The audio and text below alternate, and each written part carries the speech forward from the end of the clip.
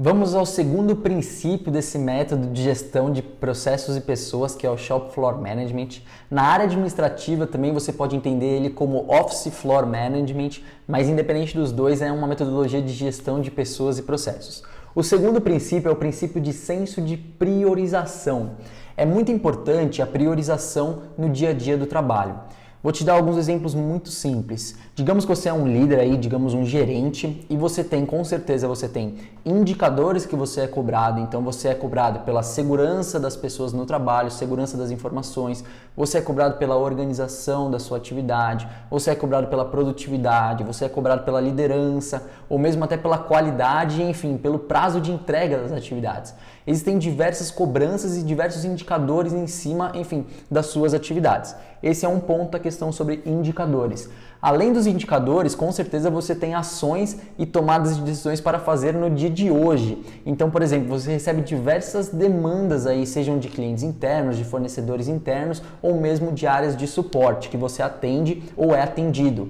Então você tem basicamente essas duas grandes entradas. Você tem uma terceira grande entrada, que é a cobrança de um problema que aconteceu na semana passada, se você já resolveu esse problema, se você já comprou o material, se você já investiu naquele projeto. Você tem projetos novos que você tem que fazer, que você prometeu para o seu planejamento estratégico anual. Então existem diversas informações e eu esqueci de mais uma. Existe uma informação que às vezes é uma mudança, enfim, na organização que você tem que repassar para os seus funcionários, pelos seus liderados. Então, você tem diversas atividades que você deve, enfim, orientar, analisar e tomar decisões. Como tomar a melhor decisão? Então, o segundo princípio da metodologia de gestão do Shop Floor Management é você criar um senso de priorização. O que é isso? A metodologia exige que você use sistemáticas e métodos para priorizar as suas atividades. Eu já vou mostrar alguns métodos para vocês, mas qual que é a grande sacada de você usar um método? Primeiro, quando você usa uma sistemática, essa sistemática é quase que criar um critério de priorização para suas atividades. E esse critério de priorização tem que ver se ele está de acordo com as políticas e princípios da empresa. Então, se você é um gerente, você tem, digamos, um diretor ou um dono da empresa, o que acontece? Como será que o dono da empresa pensa? Como será que os diretores da empresa pensam? Então, você vai compartilhar esse senso de priorização com ele justamente para você entender se realmente a priorização que você determinou é realmente relevante para a organização, estão de acordo com as políticas da organização, para você criar esse critério de priorização. Vou te dar um exemplo muito simples de uma fábrica que eu participei, que eu fiz esse critério de priorização. O primeiro critério de priorização era justamente itens com segurança de trabalho. Então, toda e qualquer atividade que era relacionada a aumentar a segurança do trabalhador na operação ou na execução daquela atividade era colocada em primeiro local. Por exemplo, se tivesse dois assuntos, um era para melhorar a segurança e o outro era para melhorar o prazo de entrega ou para entregar aquele produto no prazo, o que era para entregar o produto no prazo era deixado em segundo local e o primeiro era colocado a segurança para fazer.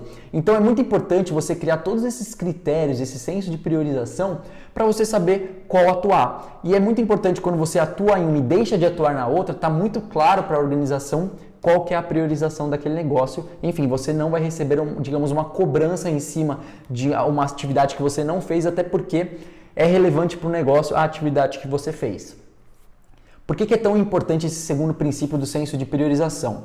Se você não criar um senso comum de priorização ou mesmo um senso de priorização entre os níveis hierárquicos e entre a sua equipe, cada pessoa prioriza de uma forma diferente. Então, muitas das vezes, o seu liderado ele pode priorizar o prazo de entrega, mas você tem um outro liderado que prioriza a qualidade, você tem um outro liderado que prioriza a produtividade.